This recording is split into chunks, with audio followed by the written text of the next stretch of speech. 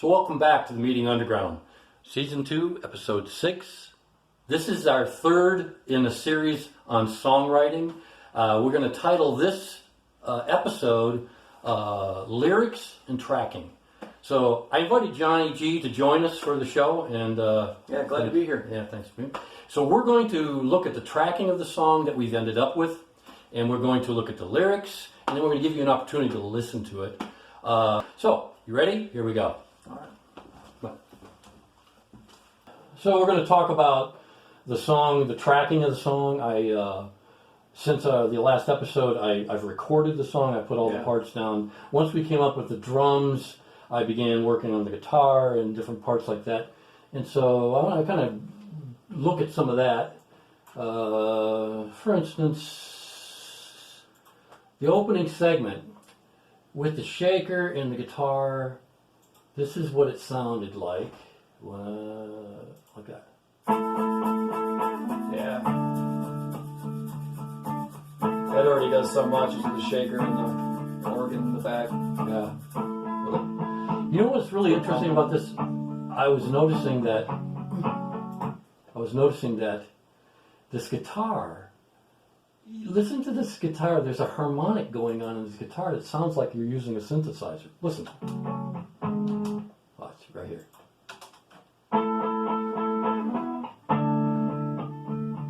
Yeah.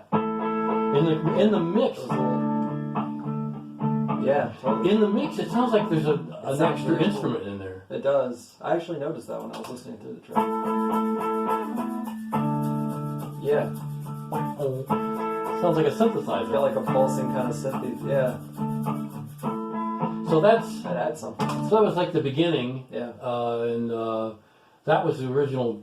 The riff of that was like dun, sort of sound like Lou Reed's Jane, sure. Sweet Jane. Dun, dun, Yeah. Dun, dun, Kind of has that dun, feel. dun. Sound like Sweet Jane, but then we've talked about all the development of the chords and all that stuff. Yeah. When you get into the vocals, I worked these. I laid these in a number of different. Yeah. This is like 3 or 4 tracks of vocals. I really like the harmonies and stuff you did. So I'm going to take the organ. No, I'll leave the organ. I'll take the guitar off and just listen to the vocals. So Grant of mercy, grant of mercy now. Yeah. So there's like that cap. I left the keyboard in. Grant of mercy, grant of mercy now. Good compliment to the harmonies. I like that. I like love the the way it chorus. is. So I like the way that came out. Yeah, it's got a nice choir sound to it. And the funny thing is, like I was talking about this in the song development, was how I just was gibberish, was just, and I didn't. It wasn't really saying it, but in the development we talked about in the last episode, it sounded like I was saying mercy, and so I kind of that ended up being part of the whole thing. Yeah, I think it's a cool big build up for the chorus. Yeah, I think so too. So, and then the bridge. You know it. Let's do this. Let's put the drum in there, and let's put the guitar back in, and You know you need it, but never found it. Nowhere to beat it, nowhere around it. No Jesus standing, with no one standing, no laughter heard here, no punchline landing. so one other thing, something that we and some of the Blender for Luke stuff that we've done, and lots of the songs that we've done, I've always felt like the high point of songs is the bridge. Yeah, it's always an opportunity to do and we've done a lot of those. And to me, some of the writing parts side of it that I'm involved with, I've always thought the bridge is always my favorite part of the song. Tends to be, because it breaks up everything else, and it's usually something a little surprising. It takes it or it kind of rises things up a bit. I mean, changes song to song, but yeah, it's an opportunity to kind of show another side. So anything else I would look at the guitar solo, but yeah, I really like the solo. Any comments on any of it? No, I think it sounds great though. I think it's crazy how much like something as simple as the shaker adds to this song. That constant kind of rhythmic feel of the shaker really adds it adds a lot to the track. Yeah, it does. It kind of fits right in there. So what I'm going to do The here organ too. is just, I got down, and this is how this stuff works, is I get the track down, and then I just start looking at sounds for, like, guitar solos. Yeah. And I did on this one, I tracked 2 different guitar solos from beginning to end. And that was after doing a number of takes and misses. Yeah. But when I came up with the one I liked, and then I come up with another one that I thought I can use that for the punching in if I make a mistake. But then I played them together, and I went, whoa, they just sound good together. So I kept both takes, put one on the right, one on the left, and this is this resulted in some kind of yeah, really interesting, cool tones. And so this is what it ended up with in the solo.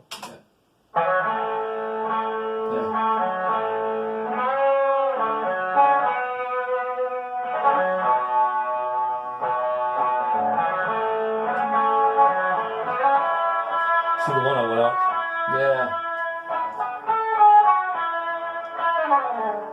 It's really cool. It resulted in like an unorthodox sounding solo in a good way, and like the tone of it adds a lot too. But it kind of gives it this uniqueness that really shines in the song. I like it a lot. One of the things I thought of as I'm mixing and listening to it back is that it seemed to me like it's got this. I don't know if it's the '80s. It's got an '80s kind of a feel to the song. Yeah. Like new wave, a little bit of new wave, a little bit of that British new wave stuff that was happening, and some of the guitar stuff that was happening then sort of had this kind of a feeling to it. So it's almost that's what I think about it. Yeah. But anyway, so that's what we ended up with, and the different parts. I did all the different parts that way. We're going to go ahead and give them an opportunity, give you all an opportunity to hear the whole song. But this is how you do tracking. Once the drums on, you came up with the drum track. We did laid the guitar on it, did the shaker on it, and build it. You build it step at a time until you end up with the whole thing, and then it's a matter of 10,000 tweaks. Anybody, you tweak it and you tweak it and you tweak it, and when you think you're done, you listen to it and then you tweak it more. That's the mystery of the secret of doing mixes. It's like chiseling away at a statue, slowly getting all those little tiny spots, and it can be until it's the figure you want. Even as of yesterday, I did another mix of this. I was thinking the guitar needs this. I need it. So anyway, but that's the trick. So you have a song, you come to the part, you develop the lyric, you come to the structure of it, you put it down, you record it, and then you lay tracks down. And it doesn't have to be a lot. Someone can put down a guitar and a vocal, and it can be fine. Yeah. It just depends on what you like, and this is where you get to use your creativity, use your sensibility to come up with what you like. Yeah. So there's that, and we'll look at the whole song in a bit. Yeah, sounds good. So the end of the last episode that we covered about developing song, I had fully written the lyric for the song, and I had explained how it came, and it was like when I was laying awake at night in the middle of the night, and the idea of writing the song about the movie The Joker, which I hadn't seen. We hadn't even seen it. Yeah, that was just kind of from what we had heard and stuff. But we have seen it now. Yes. But these lyrics were written before we saw it, and it was because it was the idea of the study. Everybody knew a little bit about what the movie was about. It's a character study about a person. Yeah. And then what we talked about, I talked about the idea of that thing about mercy, but it actually became part of the song. Yeah. And so we're going to look at the lyrics. We're going to talk about the lyrics a little bit. But what did you think of the movie? Oh, it was intense. It was very good, though. Yeah. I'm looking forward to seeing it again. I think this is kind of a redemptive, more lighter, merciful side of the story. Yes. If you've seen the story, you'll know what I mean. Yeah, it can be a heavy movie. It's interesting now to listen to the song after going to see it and really kind of comparing. What do you think? I mean, the song's great, and I think the song captures a strong side of the movie, but not obviously because you haven't seen it. It doesn't capture the whole picture. Yeah. But it kind of touches on some of the problems and the that type of personality. Yeah, I was thinking of how it's inspired by the story in the movie, but it's not limited to that. It could be just simply about a person, a people, you Yeah. know, because the movie really talks about that. But Yeah, exactly. It's, so like some of the first lyrics. In fact, the first lyrics that came up when I was writing, when I laid there, when I didn't even know what it was going to be about, I was thinking how maybe it's about a character study like what this movie's supposed to be like. 'Cause yeah. we haven't seen it yet. And the first line that came to me is, "You always tried to make them laugh," and I went.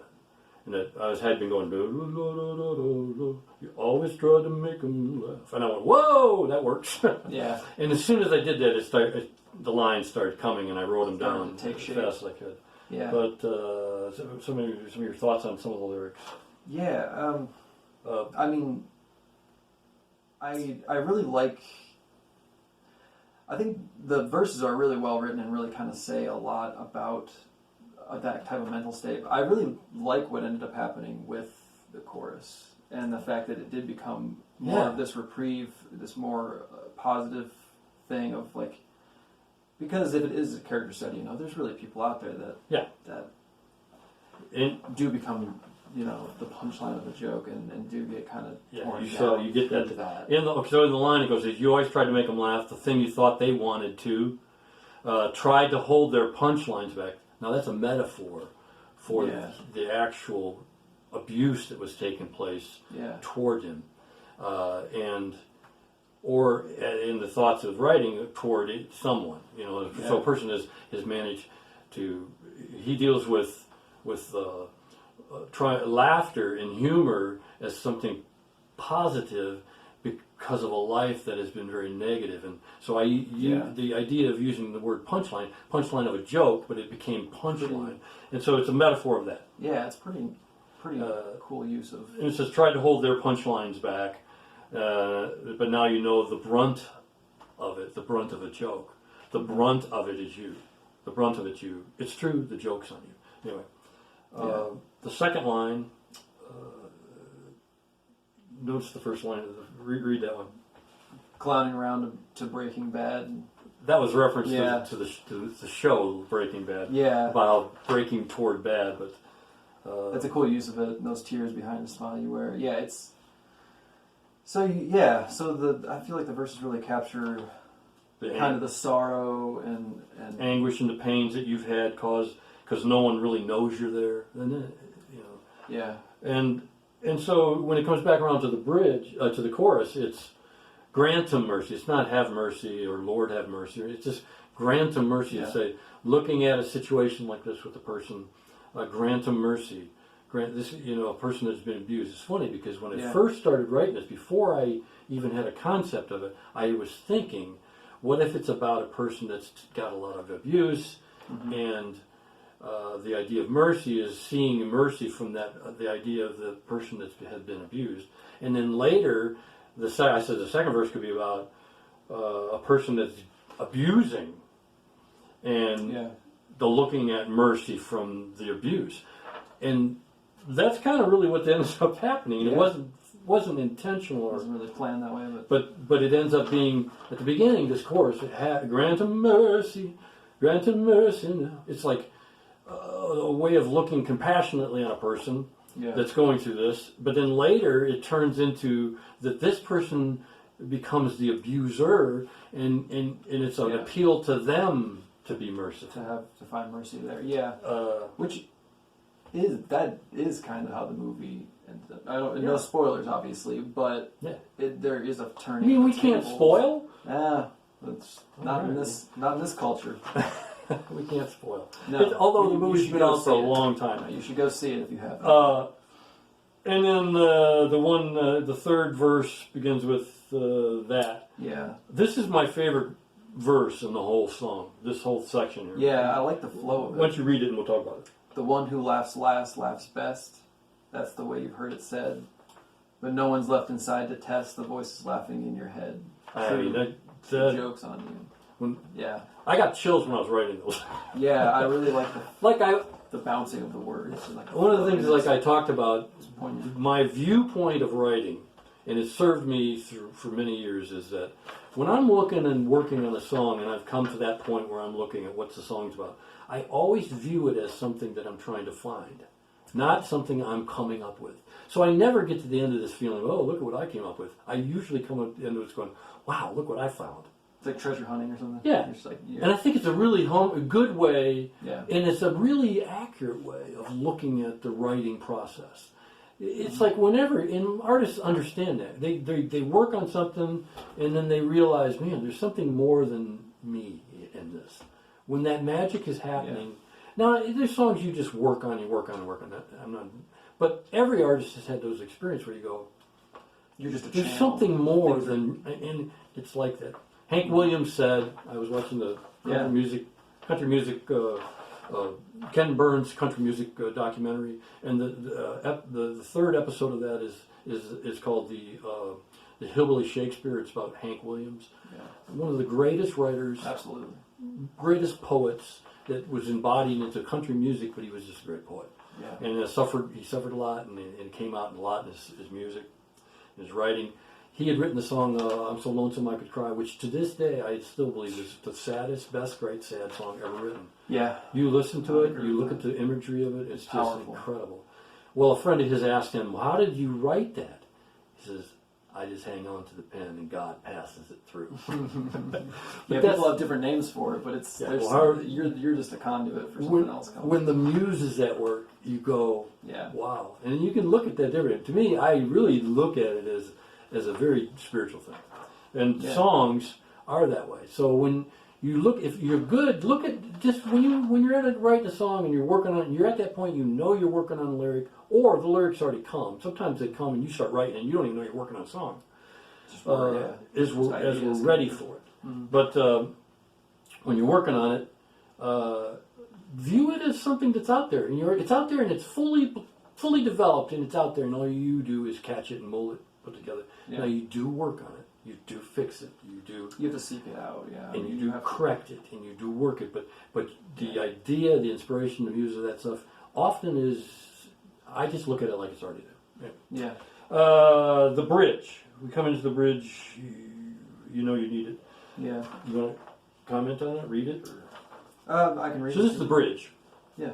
Which is the part of the song that's verse, chorus, and then there's one part of the song called a bridge, which, for those who don't know, I'm just sure. Yeah. The bridge is that extra part that comes in there that breaks up the monotony, lifts it up, and sends it forward into another level. Yeah. And lyrically, usually I'll come at something like that from a little different perspective. Let's say I'm talking about a subject from one perspective. A bridge will come in at maybe from another angle. Yeah. Say it a different way, or say something that adds to it that's not there already. But anyway, so this is the bridge. Yeah, you know you need it, you never find it. Found it. But never found it, no way to bleed it, no way around it. Come see the signs here with no one standing, no laughter heard here, no punchline landing. To me, I think it's really good, especially in the song once you hear it. It's really got, like we said, the bridge is an opportunity to say something a little different or a different angle, and also kind of punch things up and then do something different. And it does. And in the song that leads right into the guitar solo, which you'll be able to hear in a few minutes. Yeah. But the idea there of it really, if you related to the movie, and you'll see there's a point in the movie where this character who's known by Arthur Fleck actually becomes a character known as the Joker. Mm-hmm. And you can see when it actually happens. You can see it's specific by makeup and things. Well, from that point, the story tips like a teeter. Yeah. And that's not giving anything away. And but this, and it's funny because this was written before I saw it, but this bridge, you know you need it, you never found it, no way to bleed it. And there's the reference to the blood, which you'll find. Yeah. No way around it. Come see the signs here, with no one standing, no laughter heard here, no punchlines landing, and it show. So in the lyrical part of it, it was like I saw that as, without the movie, I saw that, okay, there's a turning point. Yeah. And it becomes a shift. And now, Grant of Mercy is not an appeal so much at the beginning for him, but appeal for him to have mercy. Yeah. If it's not directly that, it sort of applies sort of like that. Yeah. I look at the songs like, Well, songs are also meant to be open to where people can Open. interpret them different. So I mean, it's all up to your own it's not like interpretation. calculated. It's like the idea of, Yeah. but that's kind of how I see it Yeah. of this song, these lyrics that I found. I see it sort of like that's the thing. But anyway, Yeah. so that's it with the lyrics. That's it with this episode. We're going to close out this episode and give you a chance to hear the audio track, beginning to end, the fully finished audio track of the song. I want to thank you for joining us on the Meeting Underground. Your support is what matters. We've really thought about these 3 episodes as something of a give back, something to let you in on the process, something that might encourage you to make art. To create and do what you love and do what comes natural to you. That's the and hopefully that's how it comes across, because that's what it's meant to be. Yeah. You'll notice now that all of the primarily the episodes of the Meeting Underground are on Facebook now at Stage Coup Records, and you can find us there. You can share these episodes, sharing it with friends, and viewing it, watch it more than once. So there's all of that is really helpful to us, but it's also for your sake, and we thank you. Now, simultaneous with the release of this show, we have also released the audio of this song on SoundCloud. And at the bottom, below the video here, you see a link. Click on that link and it'll go to the song. So even after this show, you'll be able to listen to the song, and you can share that with people, but it'll give you a place to go back and listen to the song. There will be a video for the song, a real video for the song, but that may be off a little bit of time away. Don't know when that's going to happen, but we're going to do it. We're going to have a full video for the song. But for now, here's your chance to listen to it, and click on SoundCloud, go and listen to it more, share this show with people. We really thank you. Yeah, thank you. Thank you for everything. I want to thank Johnny G for joining us. Absolutely. Yeah. Glad to be here. Johnny's more than not just my son, but he's my help, and together Co-creator and together we've done all the Blind Drifter Luke stuff. Yeah. And I'm thankful that he joined me on this. Oh, glad to. Anyway, thank you. Thanks. See you soon. Bye.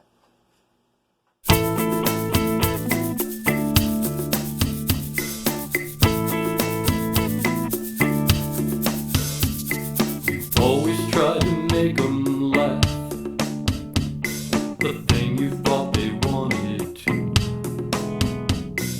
Try to hold their punchlines back, but now you know the brunt of it's you. It's true, the joke's on you. Clowning round a Breaking Bad, those tears behind the smile you wear,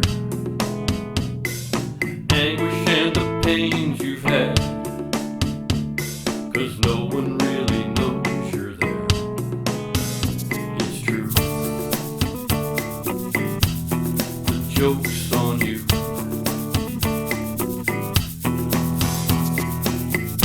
Grant a mercy, grant a mercy now. Grant a mercy, grant a mercy now.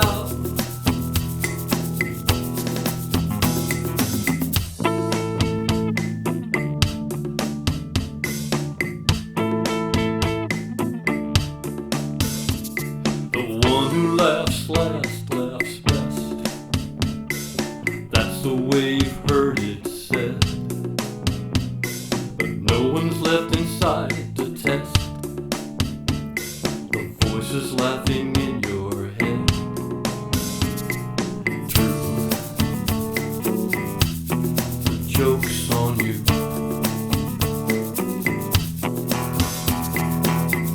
Grant a mercy, grant a mercy now.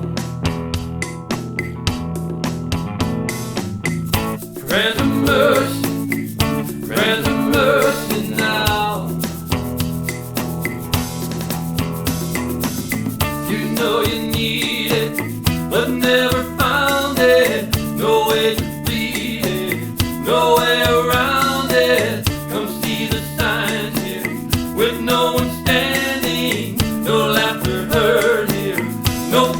and landed.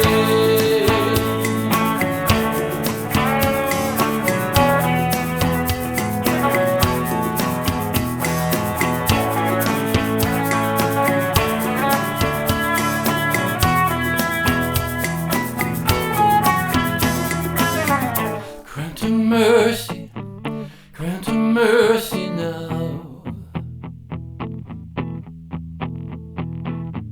Grant him mercy, grant him mercy now.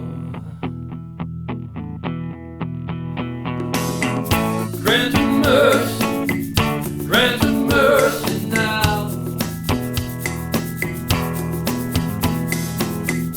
Grant